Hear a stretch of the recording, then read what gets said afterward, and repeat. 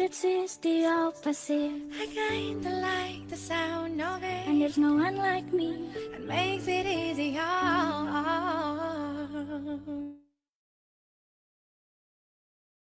Hello, hi everyone. Welcome again to today's MIS, the Marketing Institute of Singapore Lunchtime webinar.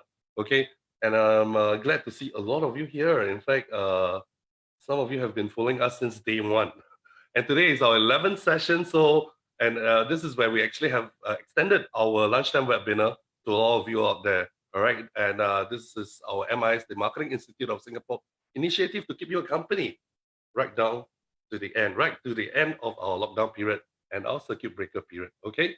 All right. So hope you will have a great session with us today, and definitely, of course, and today when we have our speakers, Ms. Gael Lee. All right. Next on the slide itself, hang on. Okay. Now this is actually our second series of lunchtime webinar where you will see uh, some of our top speakers, top trainers from the Marketing Institute of Singapore. So do take note of the time. It will be at 12:30 p.m. All right. Sorry, 8 p.m. Yeah. Okay. Where we have first in line, it's Ms. Gael Lee, followed by Samuel Sell, Ivan Wong, Iwan Setawan, Mr. P. Subramaniam, and just to name a few. All right.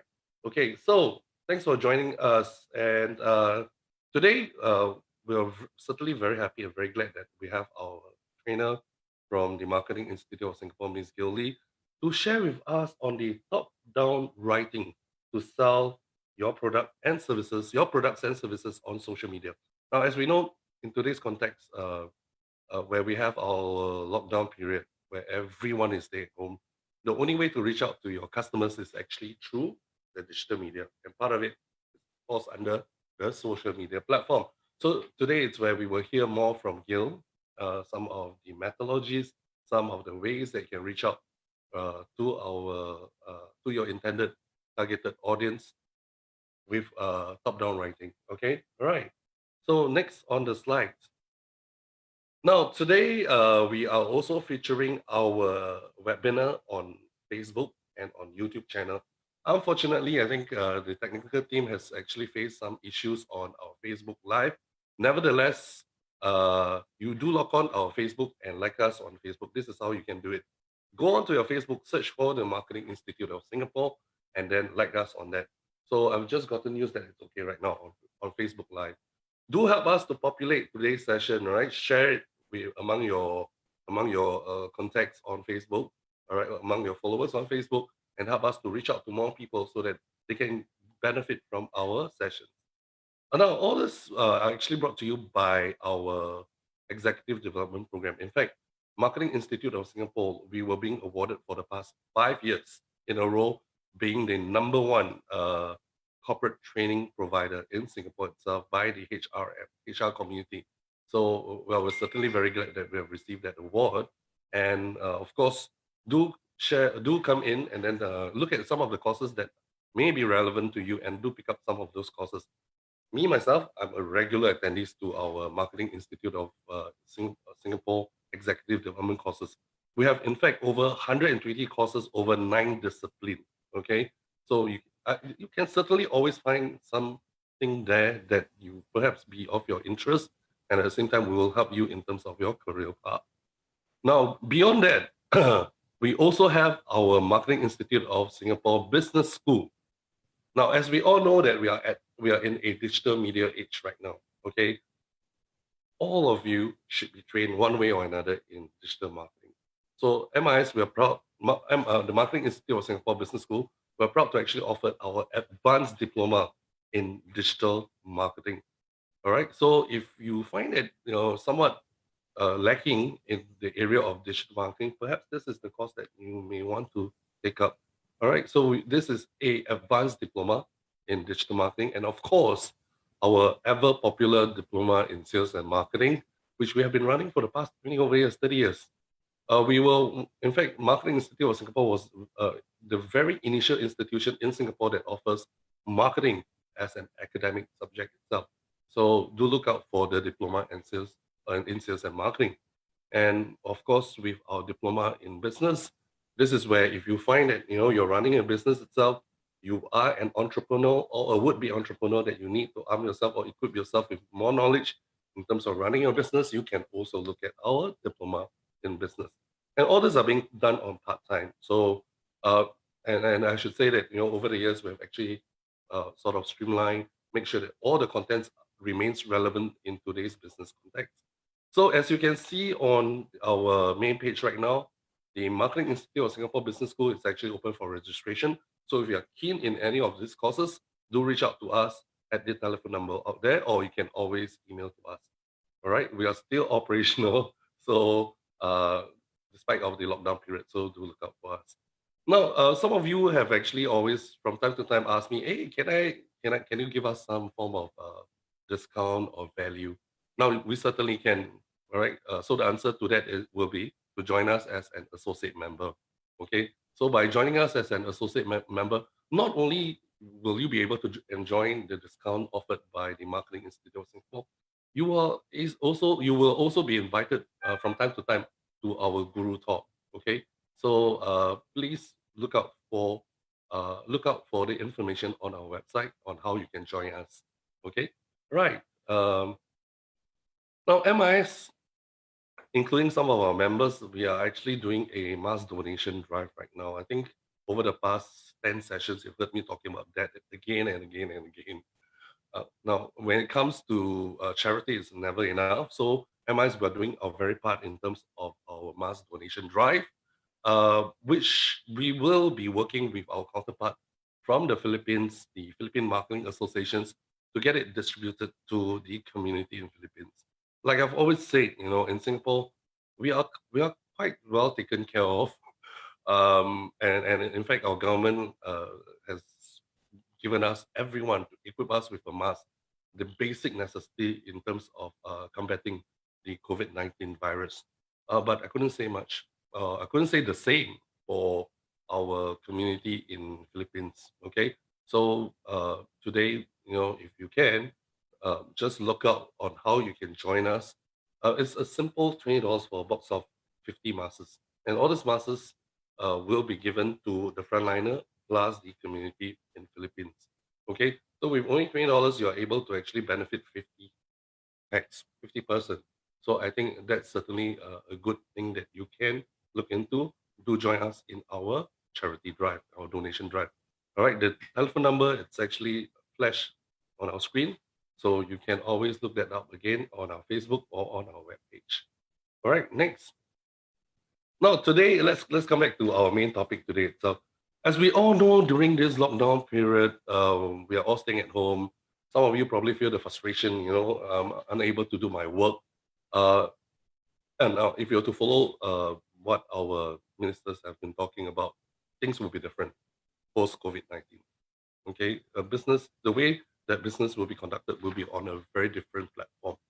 So what are they talking about? They're talking about digital platform right now. So we are certainly very glad to actually have our top trainer, Ms. Gael Lee, which will be talking about top-down writing to sell your products and services on social media. Now, Ms. Gael Lee, it's someone that have been doing a lot of training in this area itself. Okay, and then Ms. Gael actually holds a Master of Arts degree in Language Studies, awarded by the National University of Singapore. She's also a book editor and copywriter by profession, and she has worked in book publishing industry for a decade before setting up her own copywriting and training business. So here is where you can actually pick up some entrepreneurial skills from her.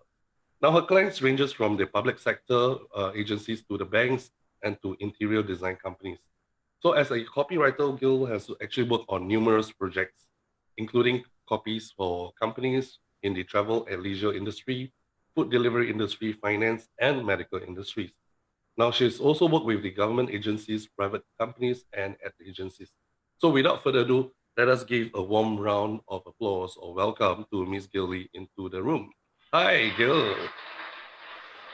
Hi, everybody. Thank Hi. you for joining the talk, and thank you, Roger, for the very good introduction and very nice background on my abilities and qualifications. Okay, yeah, the reason why I chose this specific topic, right? It's a segue between two of the workshops that I conduct at MIS. It's a segue between copywriting as well as writing for social media. Okay, as Roger has said, it's the new normal now, right? Where in fact, just today in newspapers, the Straits Times published an article or some studies that said that online spending has increased, and logically, right? Because now most of us are getting our things from online platforms. Yeah, like for example, I follow on Facebook Pasar United, Hawker United, all those things to get my meals delivered if I don't want to cook. Okay, so I also patronize like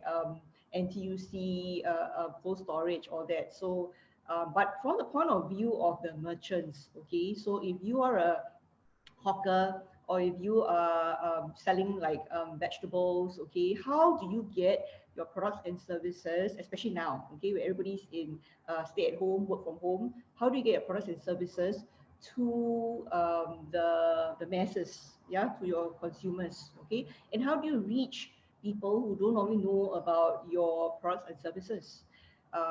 So here is where we come to see the digital divide between those who not say have not or have. It's more like those who know and know not. So you need to know how to write. Okay, so this is the reality now. If you don't know how to entice your consumers, and your consumers are all over, yeah, all over Singapore, and they are inundated with so many posts, so many things on Facebook, so many things on email, enticing them to order things, enticing them to buy stuff, right? Okay, so basically, how do you reach them and how do they remember it when they want it? So that's why I chose the topic of top-down approach, the top-down style of writing, because okay, so let me just show you the slides. Let me share the slides and show you an example of what is top-down and what is bottom-up writing. Then you get an idea.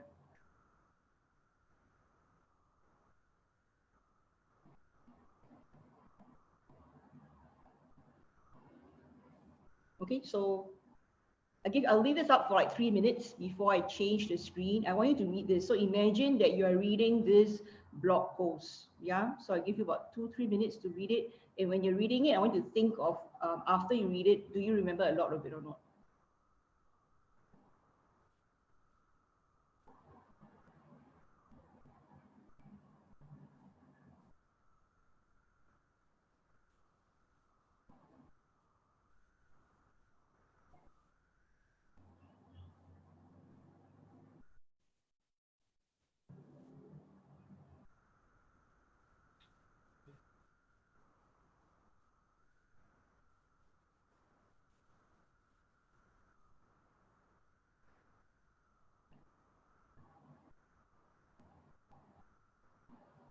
Okay, so it's okay. After you read it, right? Do you remember the main points? Okay, you may remember that it's about live stream, right? Okay, after you read it and you see the word live stream repeated a lot, you may guess that okay, this is about live stream. Okay, and you may infer that the writer is trying to tell you that live streams are great. Yeah, but why are they great? You may not remember. Okay, and you just remember some examples like the natural history, National American Museum of Natural History. Okay, you remember some like anecdotal examples. Yeah, do you remember the call to action? There wasn't really one, right? Okay, but what if it were rewritten like that? So I'm gonna leave it up for like 1-2 minutes, and then I can tell you about the difference.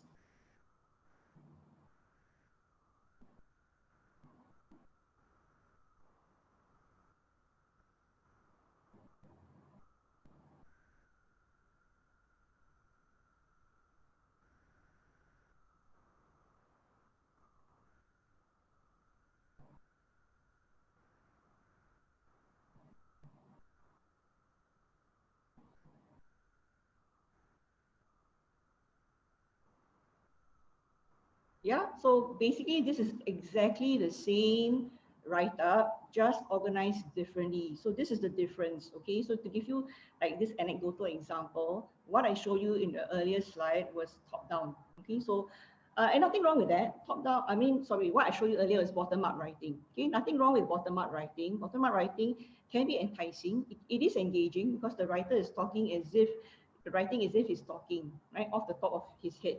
Okay, and if you're a fan of the blog, you would be willing to invest the time reading it, and you might find that, oh, it's engaging, nothing wrong with that.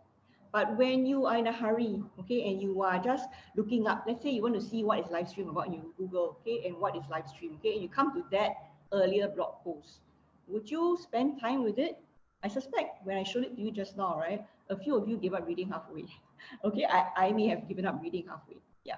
But when you show me something like this one, the slide that I'm showing you on screen now, okay, for someone who's busy and who just wants to know what is live stream and what's so good about it, this would be better. Okay, because this is a top down. So this is an example of top down writing, where straight away can you see from the title, the point, the topic, right, and the point of it. That means the writer's stance is shown to you. Why live streams are great for all. So you need not like guess at what the topic is, what the writer's going to write about. Okay, it's already told to you at the beginning.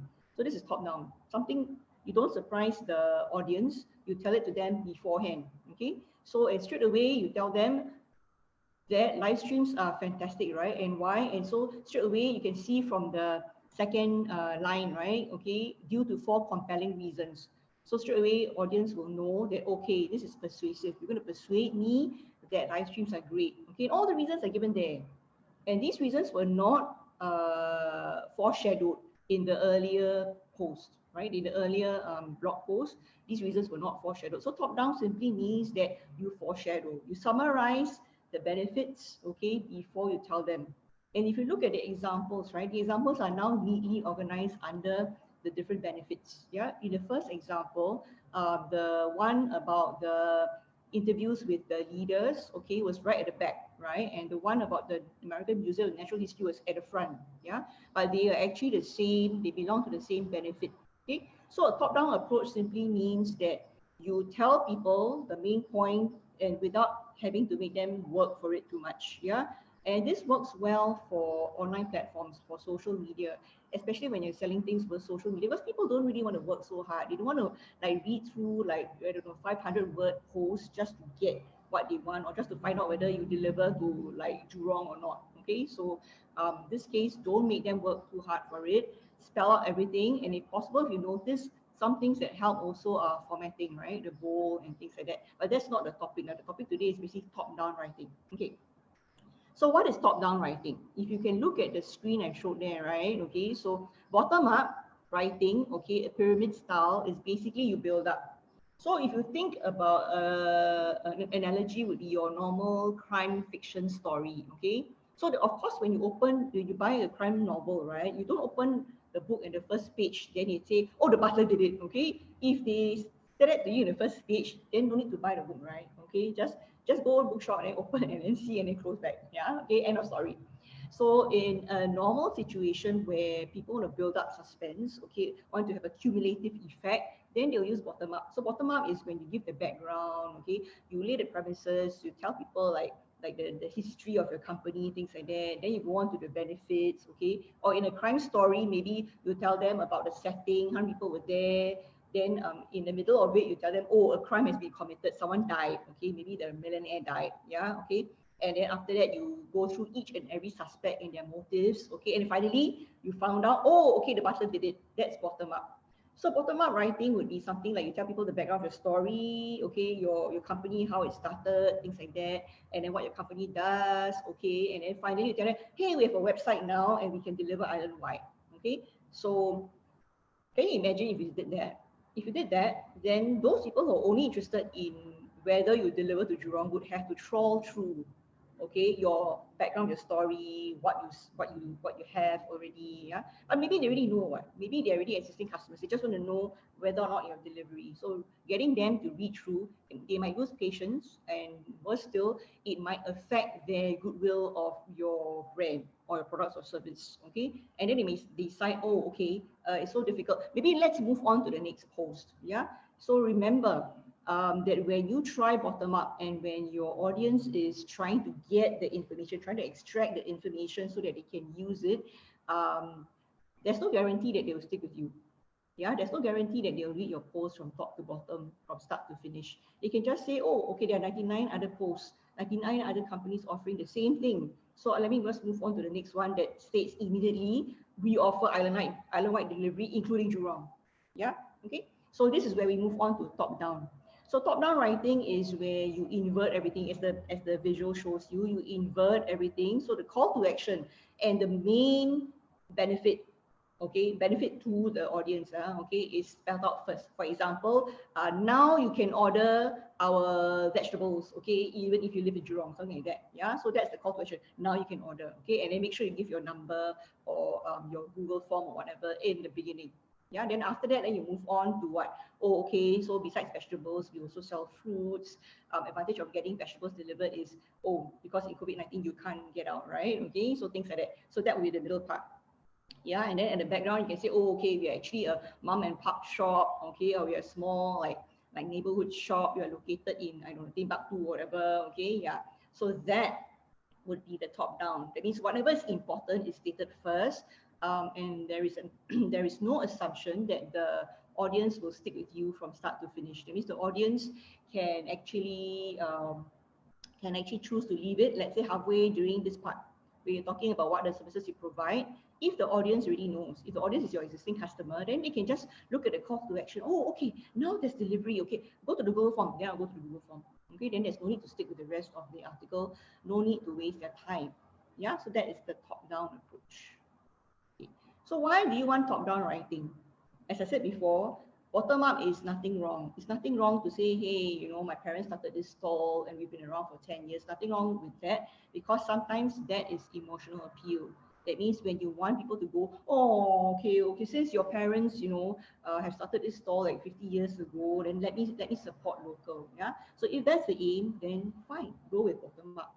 Okay. But top down is when you want to target audience who are busy, who need to know what it is you're trying to tell them so that they can act on it. Yeah. So top down is easier for audience. So the number one thing is top down writing is easier for audience to get the important points. You think about an analogy, it's like newspaper articles. Okay. For newspapers, okay, I don't know whether you're like me. I'm a very impatient reader. So in the newspapers, if I were to read the newspaper, I will normally read the headlines first. You know the headlines, right? The ones, the title of the article. Okay. And if the title like suits my fancy, right? If I like the title, then I may read the first paragraph. Okay. Very often I don't get beyond the first paragraph because I'm so impatient.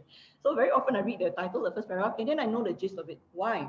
Because newspaper articles practice top-down approach. They tell you the gist of the story. That means the headline will contain the gist of it. The first paragraph will summarize, and then it will unfold.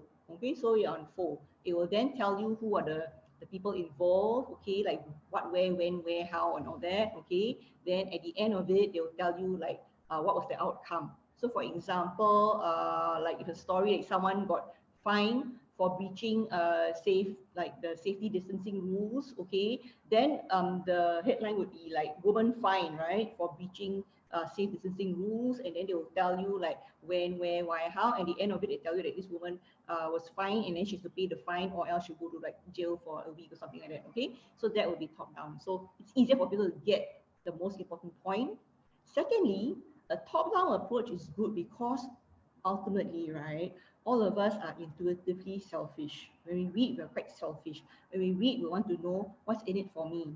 So for example, if I look at an ad, right, I will think, oh, what's in it for me? Like, why should I buy this thing when I already have it? I have something similar, okay? So top-down approach immediately tells the audience what is your most important benefit, yeah, so that they can act on it.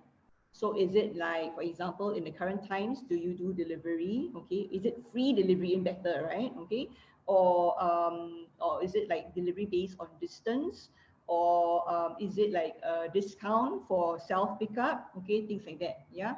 So make sure that in the top down writing, it answers the what's in it for me. Yeah, and that's why top down writing is good.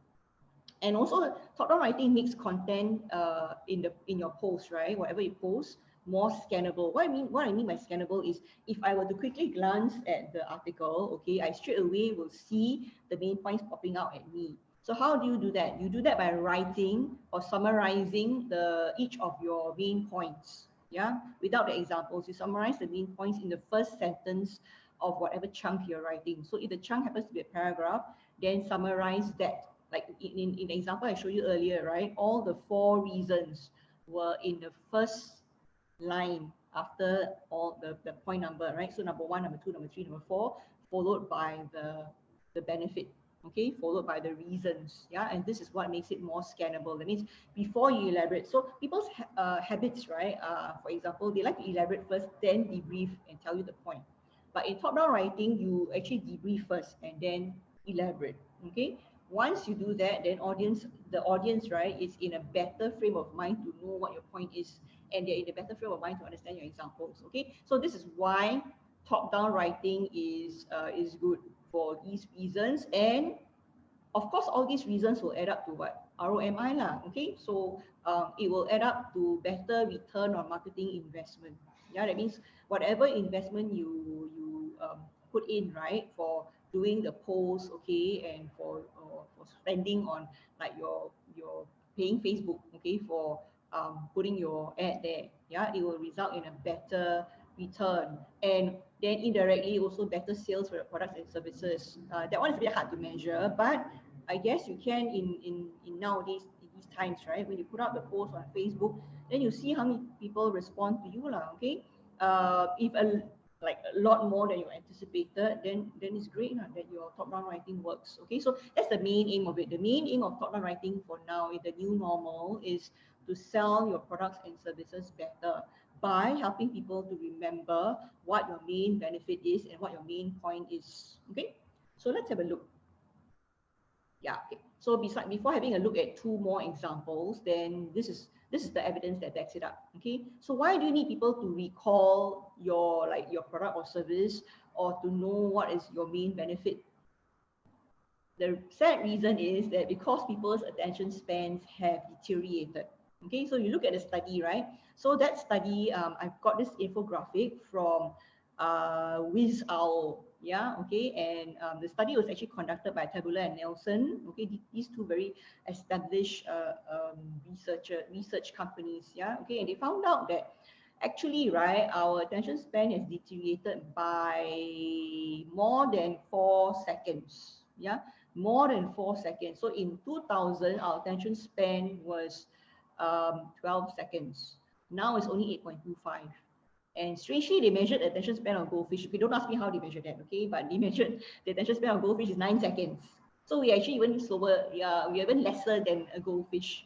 Okay, not to say that we're stupid now, okay? But because we're inundated with so many things. So you need to get your benefit across in top-down writing in that 8.25. So you can go home and test it yourself. In 8.25 seconds, how many words would you have read? And that is the amount of words that will get your attention, and that's the amount of words that you need to write your main benefit and your call to action in. Okay, so another study has shown that the average page visit, right, that means when you visit a Facebook post, when you visit a web page, right, it only lasts a minute, and usually users will decide in 10 to 20 seconds whether they want to stay on. 10 to 20 seconds, again, if you measure it, it's only the first few words of whatever article or post that you write. So it's very important to catch them at the beginning. That's why top-down approach is very necessary. Okay, so let's compare the next two posts, right, are real ones. The first one, I actually changed the name, okay, to protect the innocent, okay, yeah. So the next 2 posts are actual ones. So when you read it, when I flash it up to you, right, I want you to read and answer these 2 questions. Like, is it these 3 questions? When you read it, is it easy for you to remember in terms of the most important points? Okay, does the post or the content answer what's in it for me the consumer? Okay, does the post has more, which post has more scannable content? Okay, so you read the 2 and then you compare, and then we can discuss. Okay, but again, remember, as what I said, okay, nothing wrong with bottom-up style of writing. Okay, it's more emotionally appealing. Okay, but it assumes that the audience will stick with the post because it builds up. Yeah, okay, now I show you the 2 examples, and the first one is bottom-up style.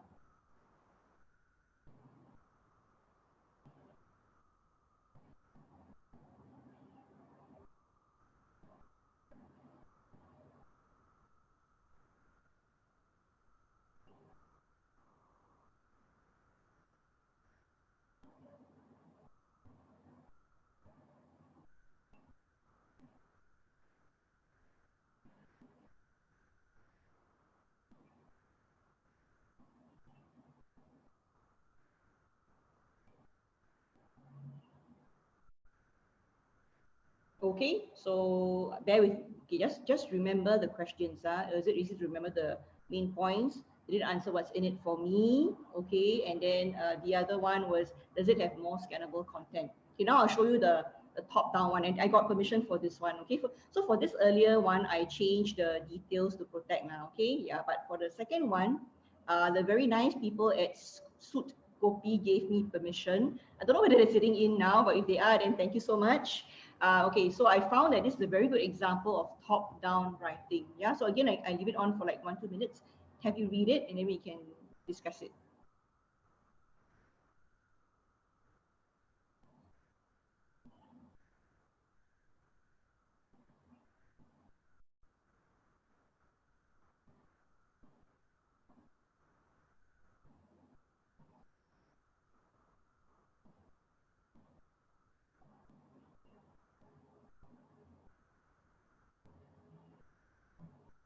Okay, so you can see the difference, right? Okay, so for in the case of this one, the top-down writing for Suit Kopi, okay, so the main, it answers what's in it for me, right? Here, there.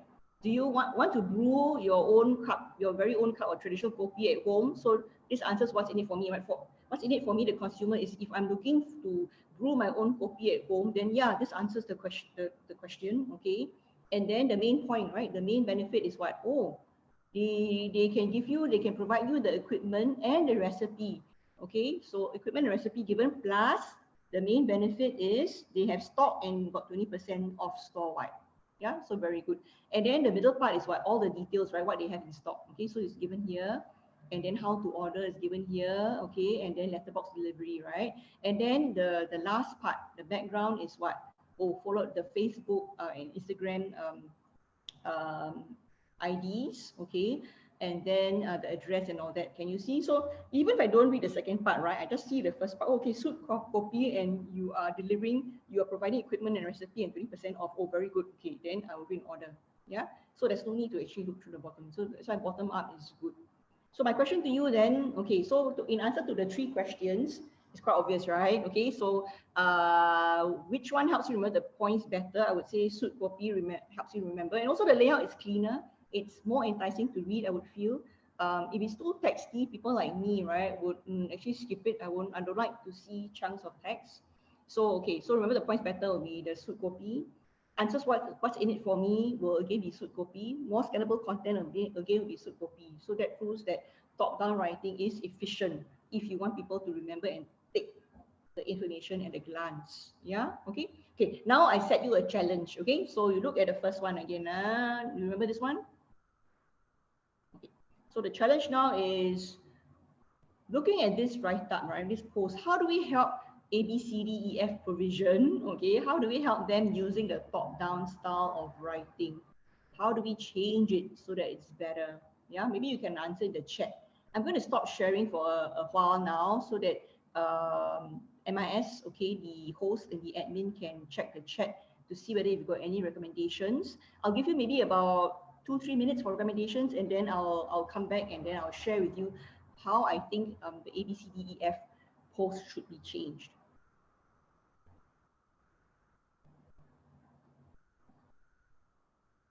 Okay, so this is not the Q&A yet. This is the challenge I set you. Based on the write-up, right, how do you think you're going to change the first post according to top-down style? Yeah, I'm going to share the first write-up again, okay, and then you can type in the chat how you think it should be changed.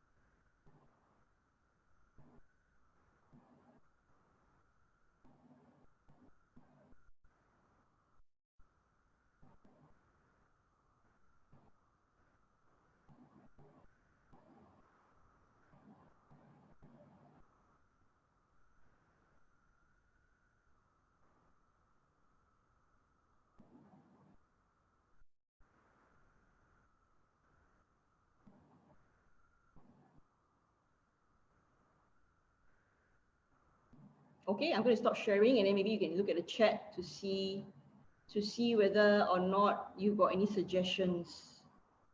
Okay, now attendees, can you just type in the chat what you think, how you think the first post, the one on ABCDEF provision, can be changed using top-down writing? Okay, or all my workshop. Okay, so if you come to my workshop or you have been to my workshops, none of my workshops have me talking all the time.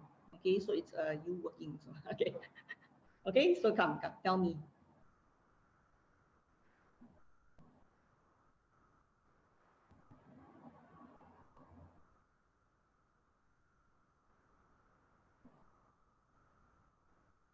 Okay, people are shy, I think. Okay, I'm going to give you one suggestion first. Okay. Yes, very good. Thank you. Yes, let's try. Okay. So recall ABCDEF provision. How are you going to use top down? How are you going to make it more like the suit copy one?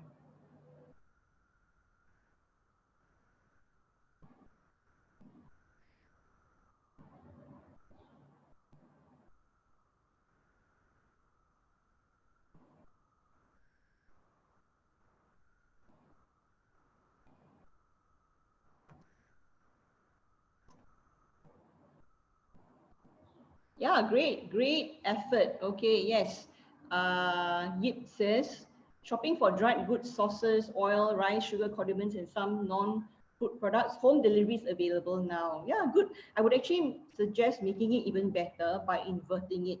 So the most important thing is website, right? Because they were trying to tell you about a website. So website for home delivery is up now. Okay, I'm assuming that they did have delivery beforehand, just that they didn't have a website. Okay, so maybe we can say that, okay, the website is up, or website of our goods is up for home delivery services, something like that. Okay, or home delivery available now, check our website, or check our new website, something like that, right? Okay, very good. Yeah, so that should be the important benefit, right? Instead of saying, okay, if you look at the original,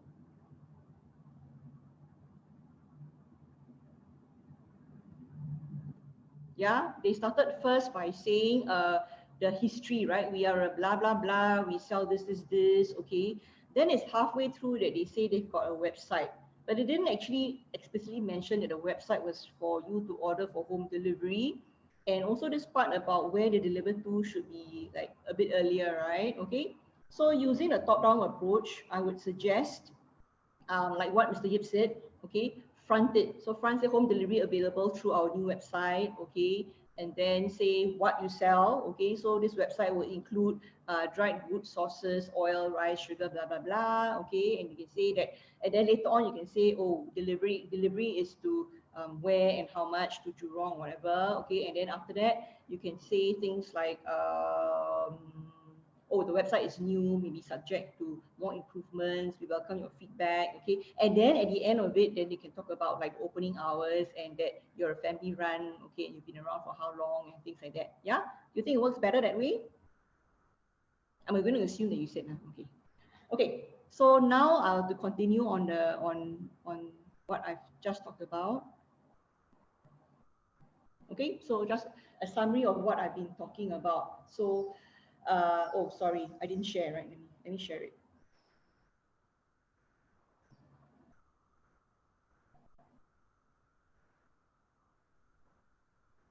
Okay, so a summary of what we're talking about is basically when you write, anytime you write for any online platforms like social media, especially for social media, because in social media we are inundated with so many sales messages, right? Okay, like you may belong to so many groups selling you things, yeah. So have a lot of messages, and the feed is pretty busy, right? So a top-down style of writing works best, because then people will straight away know what is the main point, or your main message, and they know what's the main benefit. Okay, now I've been using benefit like I assume you all know, but just in for the benefit of doubt, right? What I mean by benefit is as opposed to feature. Okay, a feature of a product is, for example, this, yeah. Okay, so a feature of this product is that it comes in this tetra pack. Tetra pack is this packaging, right? Okay, but a benefit is different. A benefit is now it's portable and it's handy. You can drink it in a few sips, okay, and it's probably recyclable, whatever, right? Okay. Can you see the difference? The benefit is particular to the consumer. The feature is what's inherent in the product. Okay, so when I say the main benefit, you must think about who you're writing for also. So in the case of suit copy and the ABCD provisions, the benefit would be to people who buy dried goods and also people who drink coffee, right? Or who want to brew your own coffee. Yeah. So for example, if someone like me very lazy, I like 3-in-1 coffee, for example, okay, then I may not find the suit copy benefit so useful to me. Yeah. But then again, I'm not the target audience. Okay. So in summary, the top-down style of writing works best when you're trying to reach an audience with a short attention span, i.e. all of us are, okay, all of us have short attention span, especially when we're on social media, because there's so many things popping out, right, at us and distracting us, okay? So it helps because it helps them remember, helps the audience remember the important points, okay? The important points are always the ones mentioned first. Then it makes the content scannable. That means at one glance, I can see what are the main points. And you actually use layout and formatting to help you with that also. Yeah, and then it answers the question that everybody has, a very selfish question: what's in it for me? And that what's in it for me is usually answered by the main point. That means the main point and your main benefit, right, has to do dual purpose. The main part answers what's in it for me, and it's also the main thing about your post. Okay. So this style is called inverted pyramid style. Yeah, so to recap, the inverted pyramid style or the top-down approach is you put your call to action first and the most important benefit, then the other benefits. Okay, like the suit copy one, they said they provide equipment and they had discount, right? And then after that, the middle part, okay, so the other benefits, USPs and sales messages will be the middle part where they told you about what they have in stock, right? The two items, okay? And then, but these two items are summarized. So in the suit copy case, they actually listed down the two items. They didn't actually have a lengthy explanations of them. Yeah. And at last, then you have the background information, like the address, the opening times, for example, the Facebook and IG like IDs to follow. Okay.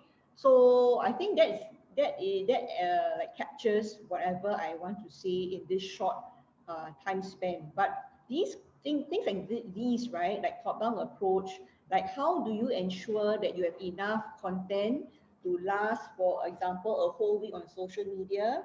Or how do you write catchy taglines to entice your audience, right? All these will be covered in my other courses, which I'm going to show you now. Okay, so I have a few upcoming courses in May. In fact, writing for social media is happening very soon, so still not too late to register. Yeah, okay, so I have writing for social media on 18th of May, copywriting for marketing materials at the end of this month, at the end of May, and then writing for publications, okay, next month. Yeah, so whatever I talked about, the top-down approach can be applied to all three. And in fact, in all three workshops, I do refer to it in different degrees of specificity. That means I refer to it like sometimes vaguely, sometimes more exactly, okay? But I do refer to it because it is an important skill to have. And increasingly, I find that even if you go into print, right, the younger people's attention spans are getting shorter. So even in print, I would advise you not really to use a bottom-up approach where you think the audience needs to get the information. Yeah, but of course in novels you have to do it. In novels you have to use a bottom-up approach, otherwise got no sales.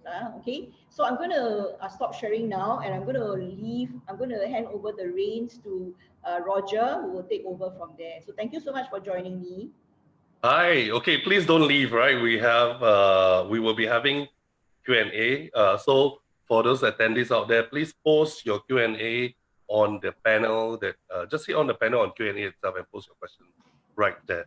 Okay, Gael. Wow, thanks. I think I've learned a lot today. Um, no, sometimes when I receive some ads, advertisements, or even some presentations or write up, right? It's always very wordy, very cluttered, and somehow or other, I don't know, some of the writers out there, they find that, to actually cram all the information, to try to actually do it like within a page, okay? And that sometimes doesn't really work towards their favor itself. Now, as a copywriter, or very experienced one that train copywriters, right? How would I say, how are copywriters charging their service for? Are they being charged by the amount of words that they actually written, or the effectiveness of the copy itself? What would your advice be, or would be copywriters that are actually serving the advertising sphere? Okay, to answer that question, I suspect, let me unmute myself if I'm muted. Okay, yeah. To answer that question, I suspect that for advertising agencies, it's normally a package because normally they will quote like the design fees, right, and the mock-up and the campaign and everything. So copywriting will be a subset of that. But for me, right, because I have my own little copywriting business, then I tend to charge.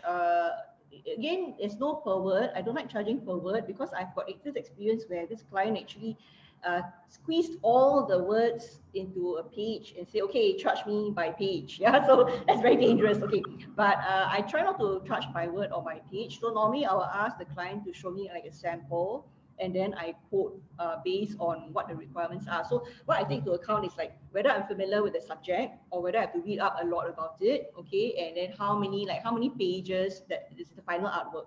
So the final artwork, not the original. How many pages is the final artwork? And then I'll charge based on that. So for me, I don't have like a rate card. So normally I'll ask customers or clients to come and like ask me for a quote first. Okay, the reason why I asked that, Gil, is that because over the past 3 weeks, I've seen a lot of reports on the trend of occupations or industries coming up, and one of them, in fact, that are being highly mentioned, or is actually copywriter. Okay, so I think we can see a lot of them perhaps coming into the industries after the post-COVID-19. Now let's address to the questions from the floor. The first questions will be, what is the most effective way to identify between features and benefits? Okay, very good question, that one. That was actually covered in my copywriting workshop. Okay, so a feature is, okay, give you an example, I think better. So let's say you have a printer. Okay, so your printer can print, let's say, 100 page per minute. Fantastic, right? Okay, and that is a feature because that's what the printer does, no matter who is using it. Correct? But let's say you want to target, so now you are selling the printer and you want to target, let's say, small to mid-sized businesses. Okay, you want to target the bosses. So a benefit to the boss is what? You will tell the boss, oh, now there's no need to get a PA because normally bosses will get PA to print all these things, right? Okay, so now you can tell the boss, now there's no need to get a PA, just hit print and then 100 pages a minute will come out, right? Okay, so there's no need for a PA to stand by. Okay, so but okay, so that's the benefit to small business, mid-sized business bosses. But if you want to target the end user, so for example, you want to target the PAs, okay, or the secretarial like assistants in big companies, then the benefit is no longer that you don't need PA because they are the PA, right? Okay, so then you say now you can have longer lunch break because you don't need to come back office to print 100 pages, ma. You don't have to wait so long, right? So your lunch break can be really 1 hour. Come back and print like in 10 minutes. Okay, so can you see the difference between benefit and features now? So the benefit, right? So from the copywriter's point of view or the company's point of view, when you are selling a printer, you must change the copy. You cannot have the same copy for different audience. So you must first identify and segregate your audience. Segregate into the bosses, the proprietors, and then the end user. Okay, so end user will have different benefit because they want a longer lunch break. They don't want to do so much work. The bosses will think of cost savings, right? So don't need to hire PA, just print it. Yeah. So that would be the example in features. Features what's inside the product or service that doesn't depend on who is using it. A benefit would be what the person who's using it, what they can actually benefit from the product or service. Okay, I hope that answers the question.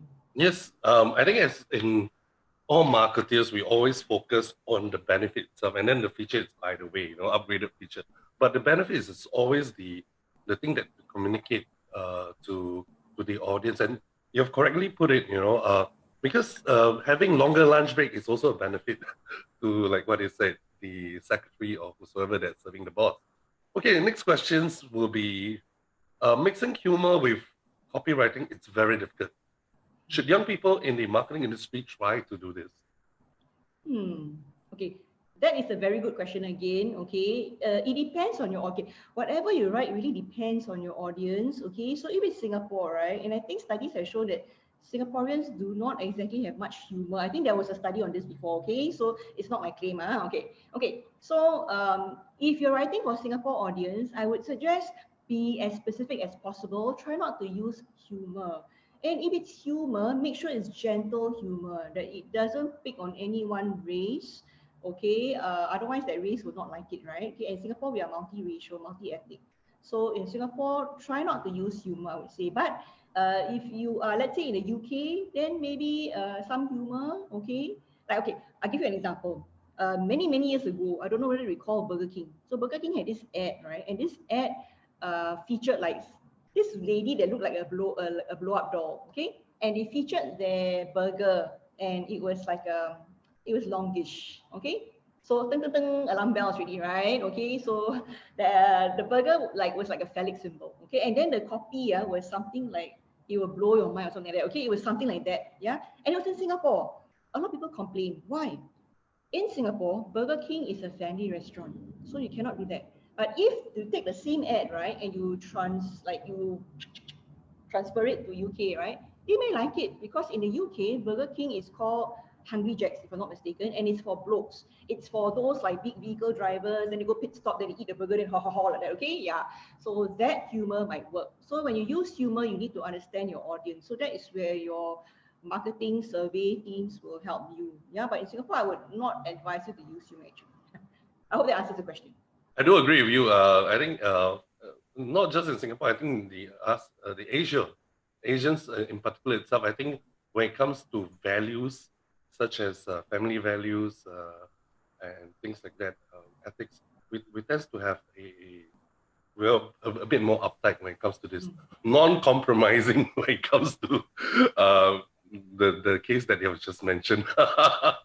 Yeah, that's why I think from time to time we see quite good, in fact, advertising copies coming from the West, from US in particular. I think they're always very creative, but sometimes it's very difficult to actually draw the line. So it's either you like it or you hate it. Okay, I think well, attendees, please do keep the questions coming. Now, in particular, I probably will have one question on my own for you. Now, the report just came in that Singapore retail sales has plunged 13.3% in March with COVID-19 curbs hitting the F&B and some of the shops. But however, having said that, I think the online sales continue to rise as consumers tries to stay at home. I think we all understand. All right, and the estimated total retail sales value in March is actually 678 million, and of which 7.5% actually comes from the online retail sales. Okay, which is an increase over last year, which is about 7.4%. Which will draws me back to my next questions. In your experience, are there any difference between doing copywriting, both online and traditional media itself? All right. So, what are the differences, and what perhaps now that we are going online on digital platform, what are the things that we should look out for in particular when it comes to online? Okay, that's again a good question because a lot of people, what they do, right, is they take their ads that they publish in newspapers or magazines and they just plonk it on their Facebook. It doesn't work, okay? So there's a big difference in terms of copywriting. That's why I have two workshops, okay? The writing for social media and copywriting. Copywriting is more for the print materials, yeah? So when people's reading psyche, right, when they are looking at print and when they are online is very different. So when they're looking at print, they tend to be a bit more relaxed, yeah? So they will look at the newspaper or the magazine and they will flip. So in this case, for copywriting for this kind of ads will be AIDA, attention, interest, desire, and action. Why? And attention, interest, desire, and action, right? You can build up to it. You can build up and convince people at the end of it, they say, buy my product. Yeah, people will stick with you because it's a one-page ad. They will look at it and they are like more relaxed. Online is different. Okay, online people are like, okay, let's say I have this Zoom open and then I have like a worksheet open and then I have like some other people calling me. Okay, so you are multitasking. You are quite impatient. You want to click, click, click, click, click. Okay, your mouse is like poised, ever ready. So you cannot build up. So you need top down. So you need to tell them like, boom, okay, like get this now, it's 50% off straight away. You cannot waste time by saying, do you need this? Do you need that? Or do you want to earn money? Okay, cannot. You cannot take your time building up to it. Okay, it's very different. And also online, you cannot control how people read. Like in print, right, it's necessary from left to right, agree? Okay, if it's English, left to right, top to down. Okay, so there's no way they can run away. But online, they can click anywhere, anything they want. Yeah. So online, your writing needs to be in chunk. Okay. So whatever chunk, that means you may have 4 chunks. Each chunk needs to be self-sufficient. Whereas on print, it can be like, okay, I say this first, then you lead to this, lead to this, lead to this, at the end, then it's complete. Yeah, so it's different. And that's why I have two different courses, because when you write online and you write in print, they're different, like you cater to same audience, but different psyche. Yeah. Great answer. Thanks for that. Now, my next question's also from me. What do it take to be a effective copywriter? Okay. What are the critical skills that you should arm yourself with? Okay, so strangely, right, there's no one degree in copywriting. Okay, very strange. Yeah, so I myself graduated with a degree in English language. Yeah, but yeah, one thing is that if you want to be an English language copywriter, you must be very good in English language. So because you need the ability to play with the language. Copywriting is basically manipulating, okay, manipulating language to fit different purpose. So number one, you need to be very good in language. So that means grammar also. Right? I've seen a lot of ads where the grammar mistake is there are grammatical mistakes and it's horrible, and it just makes me don't want to buy the product. Okay, so number one, grammar must be very good, language must be good. Number two, cannot be elitist. Why? That means for me, right, I will watch all kinds of TV show. Okay, and I watch cartoons, I will watch documentary if I can. I will try to watch maybe some popular Chinese show, maybe at least like a few minutes of it, although I don't like it. Okay, so yeah, I will watch a bit. Yeah, why? Because as copywriters, sometimes you need to mimic the genre. What I mean to say by mimic the genre means sometimes your client might ask you, okay, I want this to be in light-hearted way. Then you must write like a comic book. Do you know how to write like a comic book? You don't know, right? So you must write like Spider-Man. Okay, you must say like, meanwhile at the atrium, that happened. Okay, and then over at you have to do that, or you have to say, pow, wow, voila. Okay, you have to do this kind of words. And if you're not familiar with the comic genre, you cannot do that. So as copywriter, expose yourself to as many like written genres as possible to be a good copywriter, okay? And then watch a lot of like TV shows, radio, whatever, expose. So read literary works, read comics, read anything, okay? Just expose yourself, okay, to all these things. And then a lot of practice needed to be a good copywriter. Yeah, that's true. There isn't any, what I could say, academic qualifications when it comes to copywriting, but that is the most essential when it comes to the advertising industry itself. You know, a good copywriting can really make your ads or even work, or it doesn't. Besides the visuals itself. Okay, we have a questions from the floor from Danny. Hey, hi, my good friend Danny, who is the president of the Macau Marketing Association. Now he actually posted a question on ethical marketing. Okay, ethical marketing is very important in today's context. Okay, what is your advice on copywriting being followed in ethical and responsible way?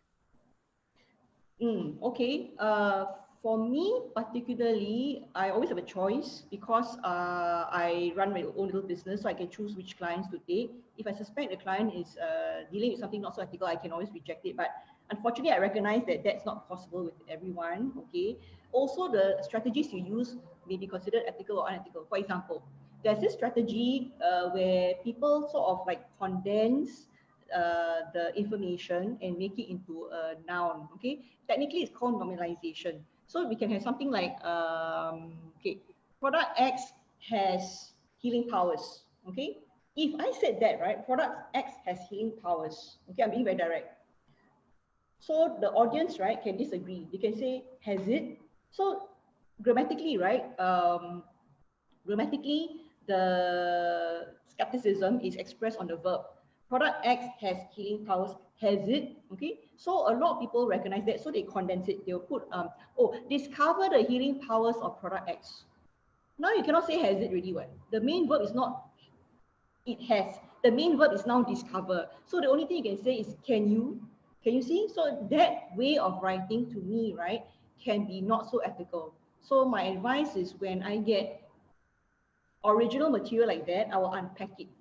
I will unpack it and then I will make the claim. Why? You need to give the audience, okay, the benefit of disagreeing with you. To me, that is considered ethical. Yeah, if you pack it, there must be a reason why you pack it. If the reason is so that you want to hide and you want to limit the disagreement, then to me that's not ethical. But if you pack it because there's not enough space, okay lah, fine. Then no issue. Okay.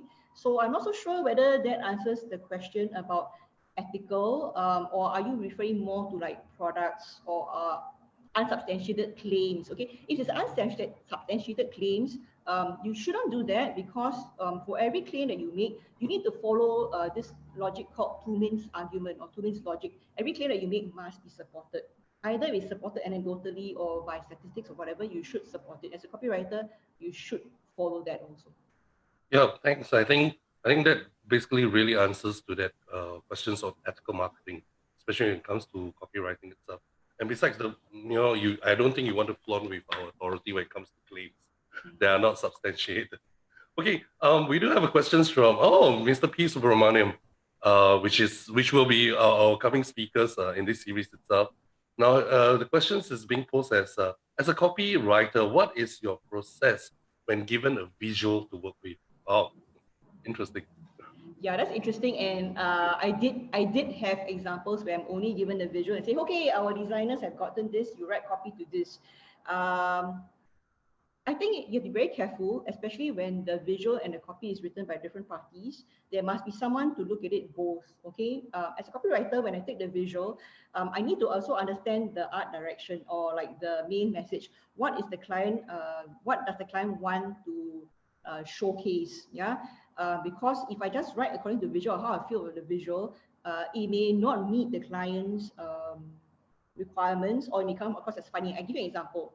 So there was this ad long ago, okay? So this is the problem about recontextualization. That means when different parties work on visual and copy and no one sees it. So this ad, right, was promoting a pillow for Mother's Day, okay? So it's a topical ad. And so I think there was a stock photo of a couple lying in bed, okay? And then the copy is what, no? Remembering mother's love. Can you imagine? It's like, is that supposed to be okay? So that's my point. When the designer and the copywriter are different and they work differently or they belong to different companies, someone must come together and see it, or else you must have a brief for your project. Let me say who the audience is for, what you hope to achieve, things like that. Having a brief would ensure that even if the design and the copy is written by different parties, it will still fit the same message. Otherwise, you'll take the message elsewhere, a place that you don't want to go to. Okay, yeah. True. Yeah.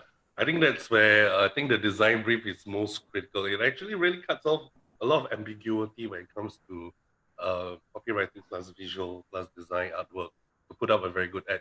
Okay, next questions will be from Dave. I believe a good copywriter must have a good grasp of consumer behavior and human psychology. Agree?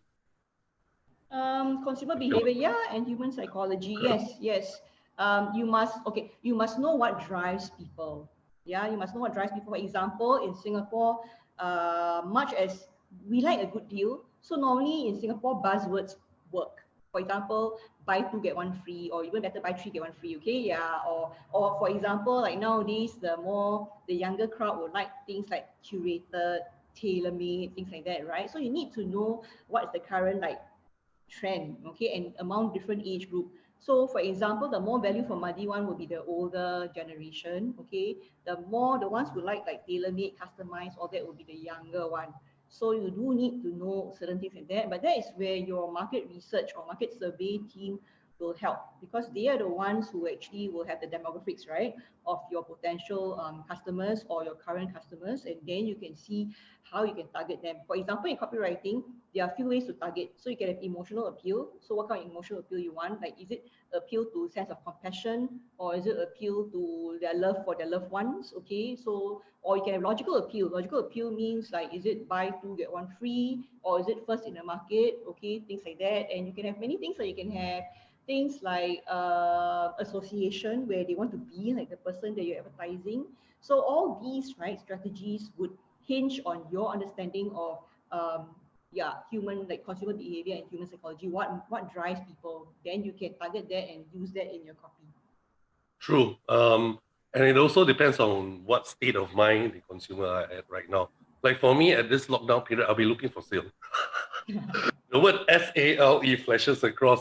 I think that will instantly captured my attention.